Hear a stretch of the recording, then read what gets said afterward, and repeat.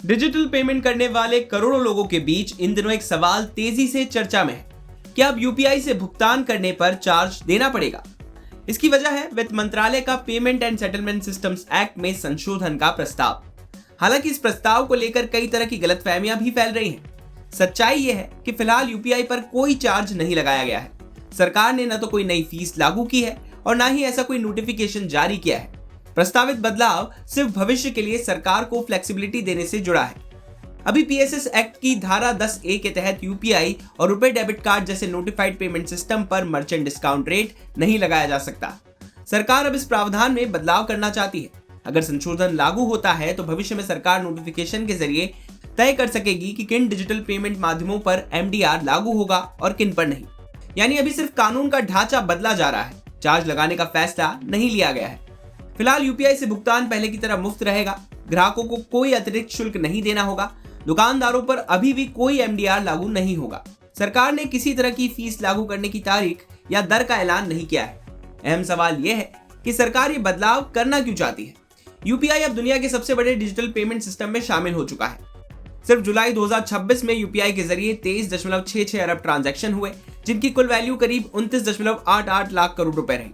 इतने बड़े नेटवर्क को चलाने के लिए बैंकों, पेमेंट सर्विस प्रोवाइडर्स और फिनटेक कंपनियों को सर्वर, साइबर सिक्योरिटी और तकनीकी ढांचे पर लगातार खर्च करना पड़ता है। जनवरी 2020 में एमडीआर हटने के बाद सरकार इंसेंटिव स्कीम के जरिए कुछ मदद देती रही, लेकिन पेमेंट सर्विस प्रोवाइडर्स का कहना है कि यह सहायता वास्तविक लागत के मुकाबले काफी कम है। इसी वजह से सरकार भविष्य के लिए अलग व्यवस्था का विकल्प अपने पास रखना चाहती है। एमडीआर यानी मर्चेंट डिस्काउंट रेट वो शुल्क है जो डिजिटल पेमेंट स्वीकार करने पर दुकानदार बैंक या पेमेंट सर्विस प्रोवाइडर को देता है।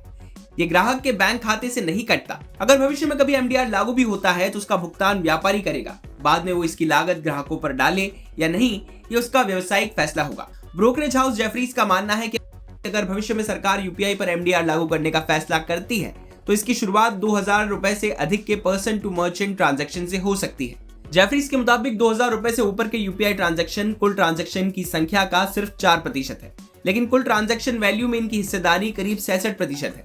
ऐसे में सरकार छोटे भुगतान को मुफ्त रखते हुए बड़े लेन देन पर एमडीआर लगाने पर विचार कर सकती है। ब्रोकरेज का अनुमान है कि अगर ऐसा मॉडल लागू होता है तो FY28 तक डिजिटल पेमेंट इंडस्ट्री के लिए 5000 करोड़ रुपए से 10,000 करोड़ रुपए का अतिरिक्त रेवेन्यू पुल बन सकता है। हालांकि ये जेफरीज का आकलन है, सरकार की ओर से ऐसा कोई प्रस्ताव या घोषणा नहीं की गई है। अगर भविष्य में सरकार एमडीआर लागू करने का फैसला करती है तो उसका अलग से ऐलान किया जाएगा। तब ये भी साफ होगा कि कौन से ट्रांजैक्शन इसके दायरे में आएंगे और किस पर इसका असर पड़ेगा। फिलहाल यूपीआई पहले की तरह पूरी तरह मुफ्त है और इस प्रस्ताव से अभी आम यूजर्स को किसी तरह का अतिरिक्त भुगतान नहीं करना होगा। बिजनेस से जुड़ी बाकी तमाम खबरों के लिए आप देखते रहिए बिजटाइम।